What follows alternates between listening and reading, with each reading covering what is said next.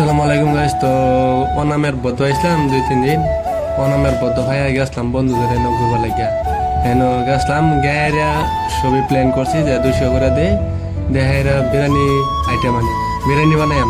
তো বিরিয়ানি আইটেম আনছি এনে বিরিয়ানি বানাইছি পরে মানে আসলে শেষ পরে বিরিয়ানি তো সুন্দর হয়েছে এনে এনে থইছি একটু দবন লাগিয়া পরে বান্ডারিটা পাইনাপেলের জুস দিছে কইছি যে একটু দেওয়া হয়েছে না ব্যাগটা ডালিয়া দিছে পরে বিরিয়ানিটা খাওয়া হয়েছে না।